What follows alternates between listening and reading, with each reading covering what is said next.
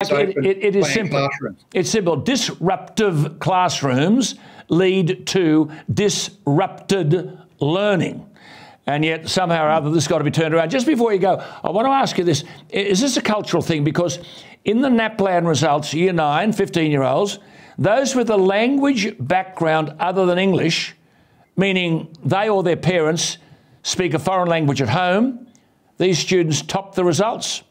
And we're told that, quote, ambitious, determined and eager to learn migrant children from Asia and India are dominating the academically selective schools that admit only the smartest students. I just say to our viewers, the highest performing school in Australia for years has been the James Roos Agricultural High School in Sydney's northwestern suburb. I think it's part of where Mark lives, in Carlingford. 97% of the students there are from families with a language background other than English. This is the very best, the best of the best. Parramatta High, another selective school, takes the best of the best from that catchment area. 96% of the enrolments are likewise a language other than English spoken in the home. At the Queensland Academy for Science, Mathematics and Technology, 78% of the students who gain enrolment are from families which have a language at home other than English.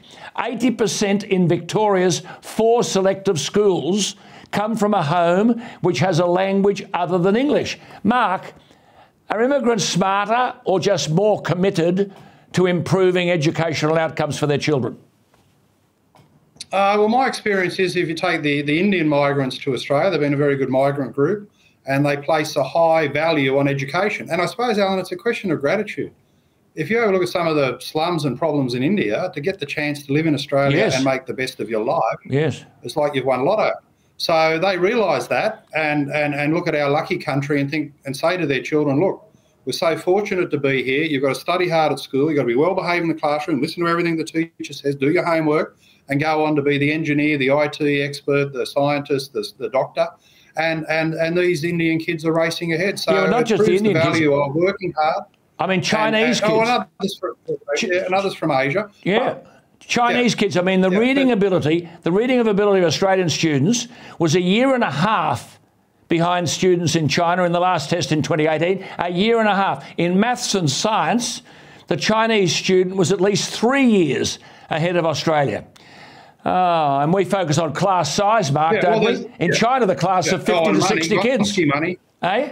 Don't forget all the Gonski money. The more we spend, the worse the results. So there is a cultural element, but there's not much educators can do about that. What they've got to ensure is that if these other kids are disciplined and applied to learning, well, everyone's got to be like that. And the real tragedy, the cultural tragedy in our schools was Adrian Piccoli with his local schools, local decisions policy, which basically said there won't be any central rules from the middle of government as to what you need to do in the classroom.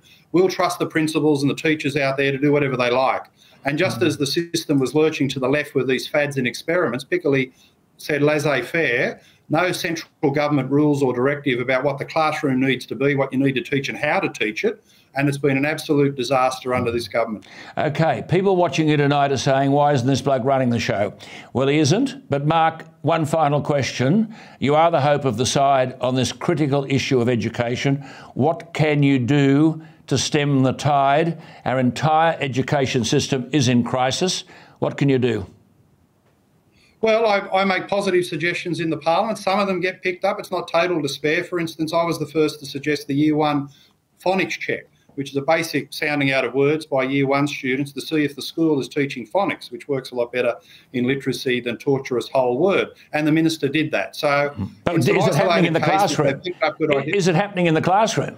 Well, they're doing the test, and unfortunately 43% of students in New South Wales failed it, so it's not going great, but at least we're getting some data on the schools that are using phonics and those that aren't. So, it's a small step in the right direction, but we need many great leaps forward to make it work properly.